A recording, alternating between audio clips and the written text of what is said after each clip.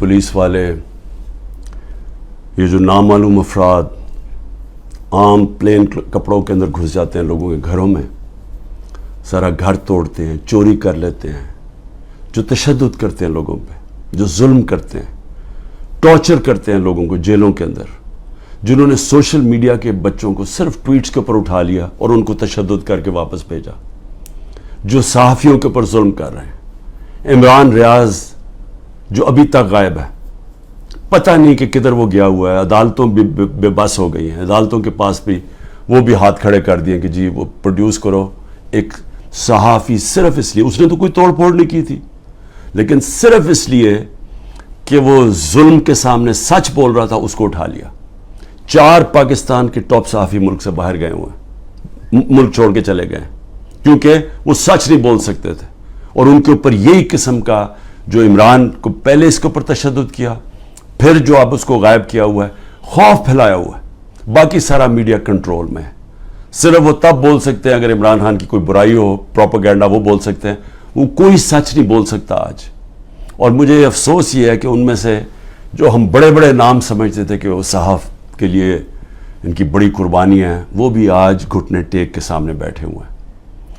लेकिन मुझे अफसोस और है ह्यूमन राइट्स ऑर्गेनाइजेशंस पे, मुझे अफसोस है जो कहती हैं हम औरतों के लिए NGOs बने हुए हैं, हम औरतों के लिए हुकूक के लिए खड़े हैं। ये वाहिद पार्टी है पाकिस्तान की तारीख में जिसने पहली दफ़ा ख़वातीन को पॉलिटिक्स में लेके आई। उन्होंने शिरकत करनी शुरू की, जलसों के अंदर औरतें आईं, फैमिलीज आईं। ये पहली दफ़ा हुआ है हमारे मुल्क में।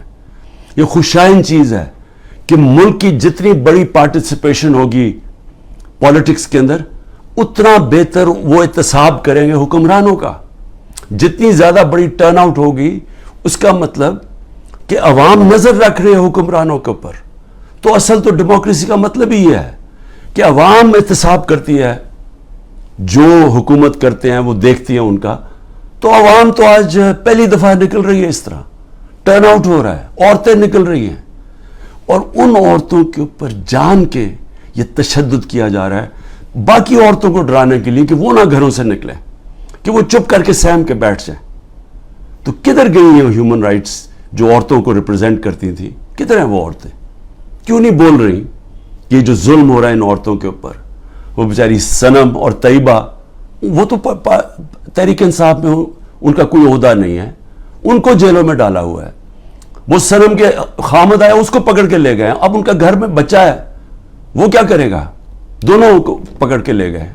उमर चीमा, उसकी बीवी, मैं फिर से कहता हूं वो कैंसर की सफरर है, कैंसर की से उसको पकड़ के जेल में डाल दिया, सिर्फ और सिर्फ दहशत फैलाने के लिए कि औरतें घरों से ना निकले।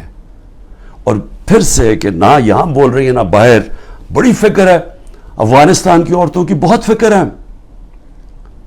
और है ठीक है कि स्कूलों में सबसे ज्यादा मुल्क की बेहतरी होती है जब औरतें पढ़ी लिखी होती हैं, और पाकिस्तान में तो खास तौर पे जब आपकी आबादी तेजी से बढ़ रही हो तो उसको रोकता ही है कि पढ़ी लिखी, जब आपकी बच्चियां पढ़ी लिखी होती हैं, औरतें पढ़ी लिखी होती हैं। लेकिन क्यों फिक्र नहीं है कि ये पाकिस्तान की औरतों से क्या हो रहा है?